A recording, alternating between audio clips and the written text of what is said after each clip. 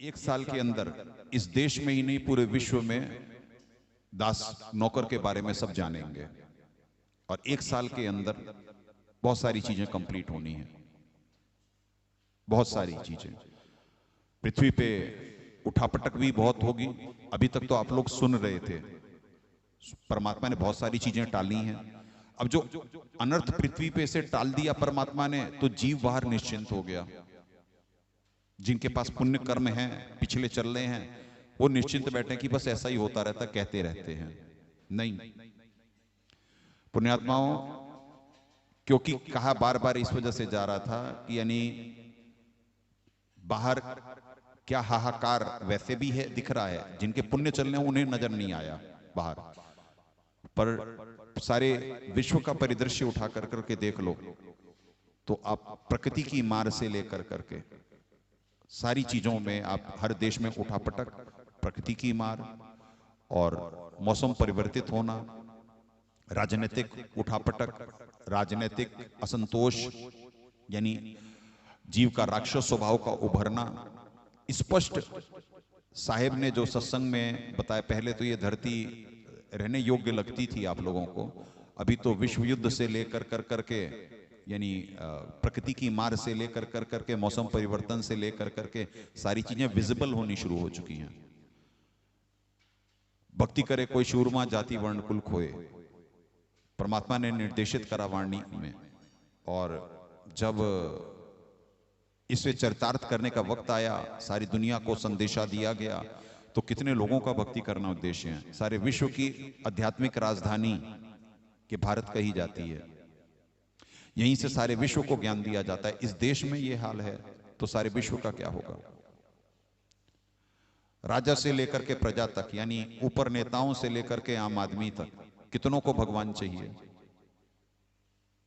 कितनों को ज्ञान से चल सकते हैं। इस 11 साल में परमात्मा ने यह भी दिखलाया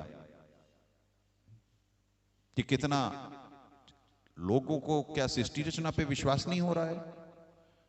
क्यों नहीं विश्वास हो रहा है? क्योंकि जैसी दृष्टि वैसी सृष्टि।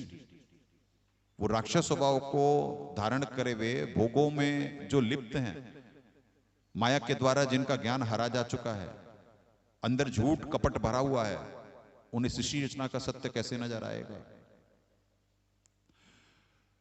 जहां पे इतना तत्व ज्ञान, इतना प्रमाणित ज्ञान रखने के बाद जहां पे इतना अनर्थ हो सकता है, तो बाकी दुनिया को फिर क्या कहेंगे। आज बाहर हिंदू मुस्लिम द्वंद्व अपने पीक पे है। परमात्मा बार बार निमित्त बना करके बुलवाए कि कुछ चीजों पे मंथन करना चाहिए, कि क्या कहते हैं, जैसे मुसलमानों के पुण्य खत्म हो रहे हैं तो उनका हल्कापन सारे विश्व को दिख गया, हिंदुओं पे बाकी हैं, तो अब ये भी यानी कि हार जीत का प्रश्न बना कर कर करके, यानी किसी चीज का हल निकालने पे नहीं हो रहे हैं। यानी परमात्मा अधीनी और विनम्रता के पास है। पुण्य सबके दिए जाते हैं, साहेब अपना राक्षसी जब मांगे तब दे। हिंदुओं के भी दिए जा रहे हैं, तभी उन्हें राम मंदिर मिला, ज्ञानवापी पे भी फैसला आ गया। पर विनम्र और अधीन होना चाहिए। जो नेक होते हैं वो विनम्र अधीन होते हैं। वो वचन भी नजर आना चाहिए जो सारे विश्व अपेक्षा कर रहा था। कर रहा था नहीं, वैसे तो कर रहा है। पर यहां पे असल में जो परमात्मा के ज्ञानानुसार देखेंगे तब समझ में आएगा कि सही और गलत क्या है। अभी तो उस दृष्टिकोण से सारे उसमें कि हिंदू भी सही नजर आएंगे, पर हिंदुओं पे अगर जो इतने साल, ये जो वर्तमान में फिर वही मंदिर मस्जिद के झगड़े हो रहे हैं, जो अगर जो उस समय ये मंदिर टूटे क्यों, उस समय परमात्मा ने रक्षा क्यों नहीं करी? मंदिर के पीछे क्या विज्ञान है? क्यों नहीं रक्षा करी? आज फिर मंदिर बना देने से क्या भगवान प्रसन्न हो जाएंगे? क्या फिर हिंदू ऊपर आ जाएंगे? या ये भी द्वंद्व है। अब पुण्य बचे हुए हैं तो पुण्य फलित हो रहे हैं, तो बदला लेने की प्रवृत्ति तो इतने साल से क्यों नहीं ले पाए? इतने साल क्यों लग गए? अब फिर उस अभिमान और अहंकार का प्रदर्शन होगा। कोई कहेगा हमने कर दिया, धरती तोल दी, और कोई कहेगा देखा ले लिया ना बदला।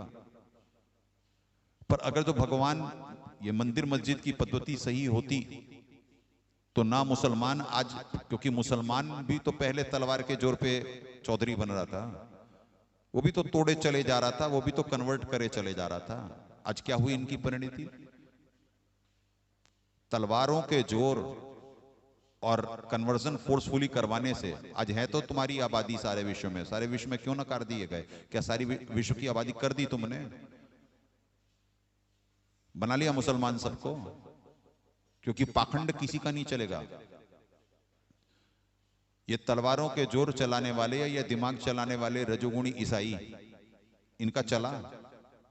ये सारी दुनिया खरीद करके कन्वर्जन करने चले थे। ये दोनों चीजें अपनाते, फोर्सफुली भी की और पैसा दे करके। ये व्यापारी लोग ना, लुटेरे लोग, ये भी, इन्होंने भी तो ऐसे ही राज करा ना, डिवाइड एंड रूल। ये दिमाग से चले जा रहा। पर इन्होंने हाहाकार नहीं मचाया क्या? आज विश्व में परिदृश्य ये है कि इस्लाम और क्रिश्चियनिटी आमने सामने है, और इधर आध्यात्मिक राजधानी सारे विश्व की में हिंदू मुस्लिम आमने सामने है। अब हिंदुओं के पास पुण्य बचे हुए हैं तो वो दिखा रहे हैं, पर उनका मंथन नहीं हो रहा कि अगर जो ये पद्धति ठीक थी तो रक्षा क्यों नहीं हुई।